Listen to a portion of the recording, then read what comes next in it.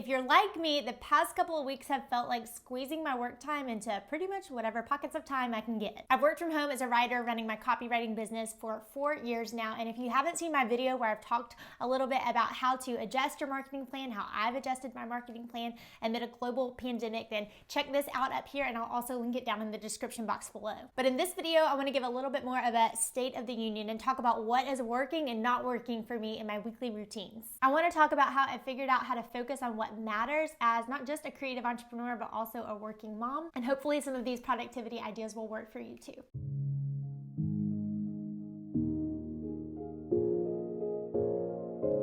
Now, I did a little math this morning and realized that we've actually increased revenue from the beginning of the year till now 34% more than last year at this point in the year, even with everything that's going on in the economy right now. And let me preface this by saying I'm not a unicorn and I'm messing up along the way. I was definitely feeding my child chicken tenders the other day when I realized I was supposed to be on an interview call at that same time.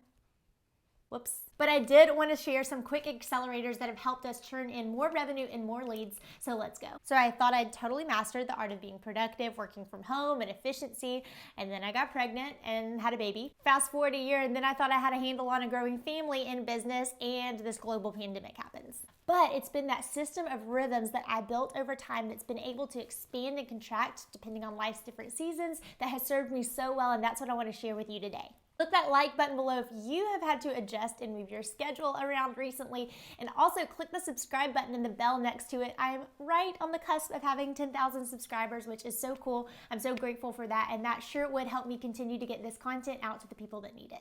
Okay, let's jump in. Strategy 1, morning sprints.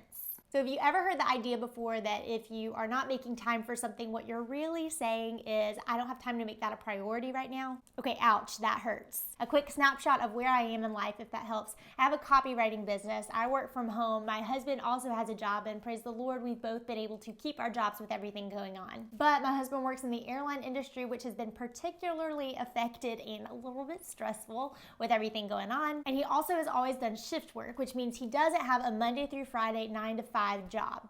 I'm a routine-loving girl, so that has always kind of been something that I've had to figure out how to work with. And then now also at this time, we don't have any childcare, so our son is with us all day. Overall, my work day right now has looked like me getting into the office around 8 or 9 a.m. and working until Wes goes in about 1:30 in the afternoon. So I get that chunk of 3.5, 4-ish hours to work. But here's the problem. What I was finding is that even when I sat down at 8 a.m., if I could swing that and tried to get to work, a lot of what I was doing was admin work. Again, it's not a bad thing. It needs to be done. But I was talking to my team a lot, answering questions, responding to emails, not getting the deep work done. The best fix for this has been trying to fit in 3-ish early morning sprint sessions a week. I personally think I'm a very slow processor, so deep work is my jam. I love to just think and process and be creative with ideas. So I wanted to pass along this tip. It's been so helpful for me. Here's what you do. 3 days out of the week, set the alarm so early it kind of hurts, like 3:30, 4:30 in the morning. Then go to bed early, and if you're a coffee drinker, make sure you set the coffee maker to automatically brew for you. The alarm goes off in the morning, I get up, the house is all quiet, I go downstairs, pour a cup of coffee, and then sit on the couch and do my quiet time in the morning, which for me looks like time in prayer and time reading the Bible. Then after that, I open up my computer to work, but here's the kicker. I jump into a video chat with 1 friend, 2 friends, 3 friends, whomever I can find to be my accountability buddy for that morning. We say hey with our sleepy smiles and mute our mics and then get to work. It's just an accountability co-working space. This has been so helpful to get 2-ish at least hours of work done before my child starts to cry and get up. Now I know that this is not earth-shattering and probably not quite sustainable for the long haul, but it's helped me so much, specifically the part about having an accountability buddy. I can't tell you how many times I've set my alarm to get up, and if I know that nobody's really gonna care if I'm working or not, I just don't show up. Love some sleep. But this is the time that I'm creating, I'm thinking, I'm writing, I'm building, I'm working on something that's not specifically email inboxing or something like that. By the time my toddler gets up, I have already crossed off for the day that big thing that I needed to get done, that deep work time. And that feels so good. I can then get ready, have our family time, shower, get dressed, and by the time my 4-ish hours on the clock do start, I can use that time to talk to my team, answer emails, respond to clients and customers and students. I'm more of a morning bird than a night owl, and I can get up in the morning a little bit easier than I can stay up late. If I'm staying up late at night, usually I just want to watch Netflix. What type are you? Let me know below, and have you ever done anything like this? Strategy number 2, I'm sticking to my batch days. It just looks a little bit different now. So if you've been around here, you've probably heard me talk about my batch days, my theme days. I've done a video where I talked about this, which I'll link up here and down in the description box below. I've been batching my work into different theme days since January 2017. I have marketing Mondays, client work Tuesdays, product development Wednesdays, meetings, calls, and lives on Thursday, finance Fridays, sometimes some admin work too, Saturdays, rest, and Sundays, personal development. Now, I totally realize that may sound extremely anal if the idea is new to you, but it helps me at least not blur all the days one into another, and it gives me some idea of time and space, especially since I spend the majority of my days on our little piece of land and in our going back and forth from the house to the office. The beauty of working for yourself, though, is that you can craft your own routine. I'll link down below. I have a free guide where I talk about how to create your own batch system if this is something that works for you. I also recommend using some sort of timer system to make sure that when you are getting those few hours to work, you're staying focused. I like the Focus Keeper app and also this little square block that I got from Amazon for like $20.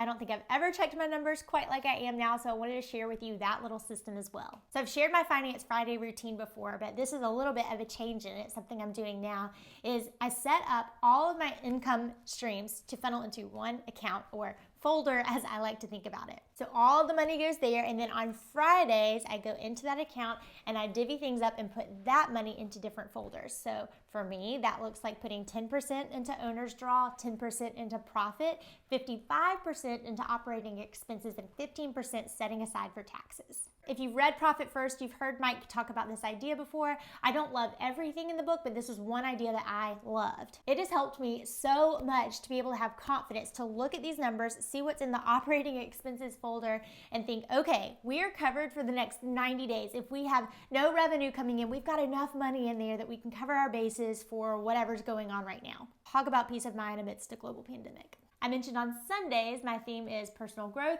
and development, which brings me to strategy number 3, prioritizing education and growth. So this reduced work schedule means that whatever is on my plate really needs to deserve to be there. And one thing that will always deserve to be there is figuring out things that are going to move the needle in my business. Education. If you're like me as a creative entrepreneur, you love to learn, but if you don't set aside time to work on it and just try to get to it when you've got a chance, that doesn't ever happen. That was my problem. And no, during this crazy time, I'm not saying you need to be the most productive you've ever been, but education, growth, experimenting with ideas to see if it can move the needle in my business and specifically in our profit, that's just part of being an entrepreneur. For me and my routines, this works best on Sunday evenings. I have done our weekly prep for the week. The house is quiet. I can pour a glass of wine, pop open my laptop, and work on some education.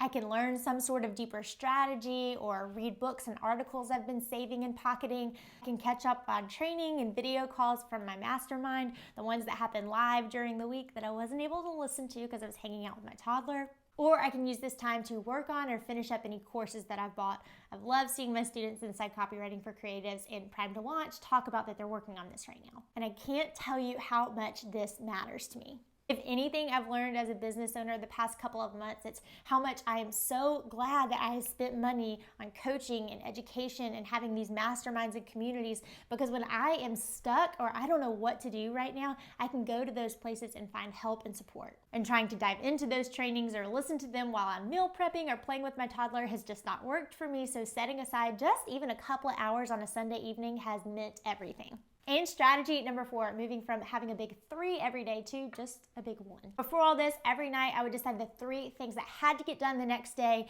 and break those into 3 steps each, but that's not happening. Right now, I pretty much just have time to get 1 thing done a day. So during the time I do have to work, I'm usually focused on that one big thing, which for me has looked like reworking and optimizing something that's already in existence. I updated and launched a small $37 offer, which resulted in a big injection of cash, which was so helpful right now at a time when I need it. I have updated my welcome sequence. I'm rewriting ads, updating landing pages, and going in and changing things so the messaging is current for what's going on right now. So for me and my business, these are not just rainy day projects, but I'm actually picking things that I know are gonna move the needle and correlate directly to sales. That really matters right now.